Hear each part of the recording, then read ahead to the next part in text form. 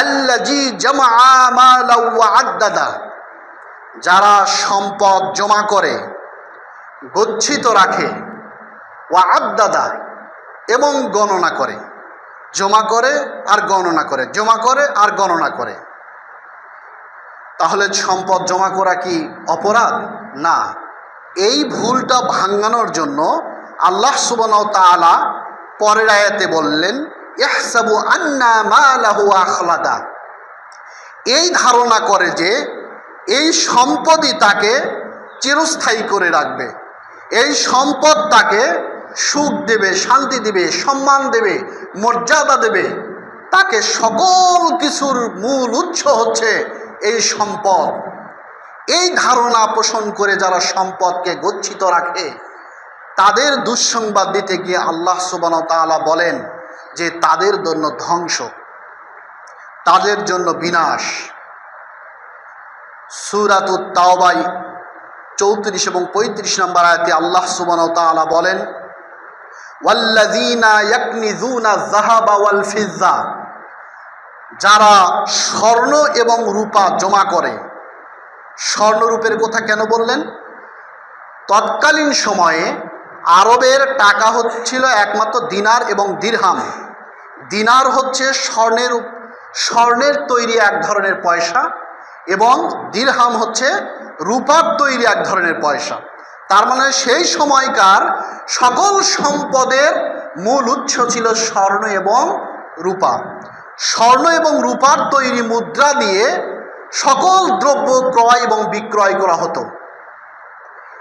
সেই জন্য আল্লাহ সুবহানাহু ওয়া তাআলা বলেন যে ওয়াল্লাযীনা ইয়াকনিজুনা যাহাবা ওয়াল ফিজ্জা, যারা স্বর্ণ এবং রূপা জমা করে, ওয়ালা ইউনফিকুনাহা ফি সাবিলিল্লাহ, যারা আল্লাহর পথে এগুলো খরচ করে না, জমা করে রাখে, শুধু জমা করে রাখে।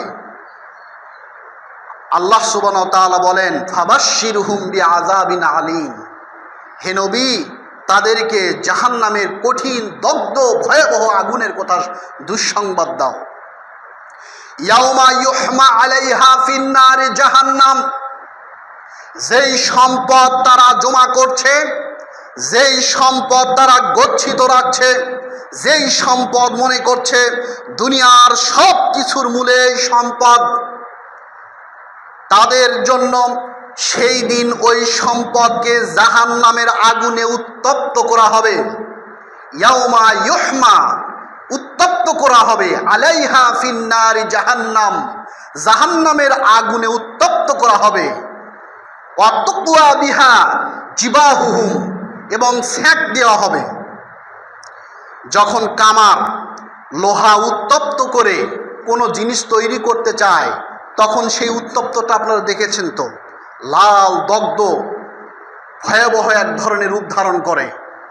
ঠিক তেমনি জাহান্নামের আগুনে উত্তপ্ত করে এই সম্পদটা সেক দেওয়া হবে। কোথায় কোথায়? জিবাহুহুম, তাদের কপালে, জুনুবুহুম, তাদের পার্শ্বদেশে, ওয়া জুহুরুহুম, তাদের পিঠে। হাজা মা কানাজতুম লিআনফুসিকুম, এটাই সেই সম্পদ যেটা তোমার জন্য জমা করেছিলে, গচ্ছিত রেখেছিলে। ফাযুকু মা কুনতুম তাকনিজুন, আজকে তোমার জমাকৃত সেই সম্পদের স্বাদ ভোগ করো। সম্পদ জমা করতে গিয়ে যারা দুনিয়াকে প্রাধান্য বেশি দেয়, আখিরাতকে ভুলে যায়, তাদের দুঃসংবাদ দিতে গিয়ে আল্লাহ সুবহানাহু ওয়া তাআলা এখানেও বলছেন যে মানুষগুলো সম্পদের জন্য মানুষকে তোয়াক্কা করে না, মানুষকে দাম দেয় না, দাম্ভিক অহংকার ভরে দুনিয়ার বুকে চলে, এই সকল লোকদের জন্য এই সম্পদ কিয়ামতের ময়দানে একমাত্র জাহান্নামে যাওয়ার কারণ হয়ে দাঁড়াবে। এই সম্পদ, যেই সম্পদ আমার সম্পদ বলে, এই সম্পদই তাকে কিয়ামতের ময়দানে জাহান্নামে যাওয়ার একমাত্র মাধ্যম হয়ে দাঁড়াবে। ইবনে শাখির রাদিয়াল্লাহু তাআলা আনহু হতে বর্ণিত, তিনি বলেন, আমি রাসূল সাল্লাল্লাহু আলাইহি ওয়াসাল্লামের কাছে আসলাম, এসে দেখলাম আল্লাহর নবী সূরাতুত তাকাসুর তেলাওয়াত করছেন। আল্লাহাকুমুত তাকাসুর হাত্তা যুরতুমুল মাকাবির। জানেন তো সবাই আল্লাহাকুমুত তাকাসুর, যে সম্পদের প্রতিযোগিতা, প্রাচুর্যের প্রতিযোগিতা মানুষকে মহাচ্ছন্ন করে রেখেছে। আল্লাহাকুমুত তাকাসুর, তাকাসুর সম্পদের প্রাচুর্যতা, সম্পদ গোছানোর, গোছিয়ে রাখার প্রতিযোগিতা মানুষকে মহাচ্ছন্ন করে রেখেছে। কতদিন পর্যন্ত? হাত্তা যুরতুমুল মাকাবির, যতক্ষণ পর্যন্ত না সে কবরে গিয়ে পৌঁছে। একজন মানুষের সম্পদের প্রতি লোভ, সম্পদের প্রতি আকর্ষণ ততদিন পর্যন্ত থাকবে যতদিন পর্যন্ত না তার শেষ নিঃশ্বাস ত্যাগ হয়। এইভাবে আল্লাহ রাসূল তেলাওয়াত করছেন। এমন সময় ইবনে শাখির রাদিয়াল্লাহু তাআলা আনহু আসলেন। আসার সাথে সাথে আল্লাহর নবী বললেন, ওয়া ক্বালা ইবনে আদম, আদম সন্তানরা বলে, মালি মালি, এই সম্পদটা আমার, ওই সম্পদটা আমার, এই বিল্ডিং আমার, এই ব্যবসা আমার, এই কোম্পানি আমার, এই জমি আমার।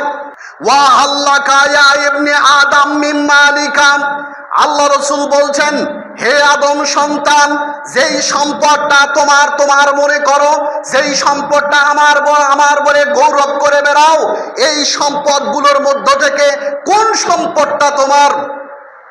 একটা সম্পদও তোমার নয়। ইল্লামা আকালতা ফা আফনাইতাম, ওই সম্পদটাই তোমার যেই সম্পদ তুমি খেয়ে শেষ করে ফেলেছো। ওয়া আলবাস্তা ফা আবলাইতাম, ওই সম্পদটা তোমার যেই সম্পদটা পোশাক হিসেবে পরিধান করে নষ্ট করে ফেলেছো, পুরাতন করে ফেলেছো। ওয়া তাসাদ্দাকতা ফা আমজাইতাম, ওই সম্পদটাই তোমার যেই সম্পদ তুমি পরকালের জন্য দান করে নিজের জন্য জমা করে রেখেছো। এই তিন শ্রেণীর সম্পদ ছাড়া দুনিয়ার সম্পদ কোনো সম্পদ তার নয়। দুনিয়ার যেই সম্পদই বলেন না কেন সেই সম্পদই আপনার নয়।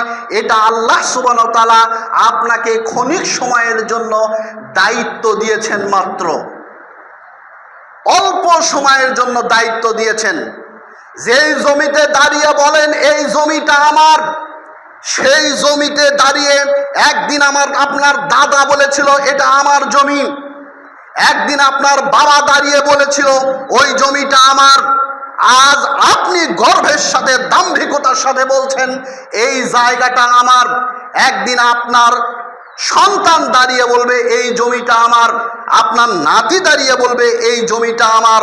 এইভাবে এই জমিটা দায়িত্ব ক্রমান্বয়ে পর্যায়ক্রমে এমন এক প্রজন্মের কাছে পৌঁছবে যে আপনার নাম পর্যন্ত জানবে না, দোয়া করা তো দূরের কথা।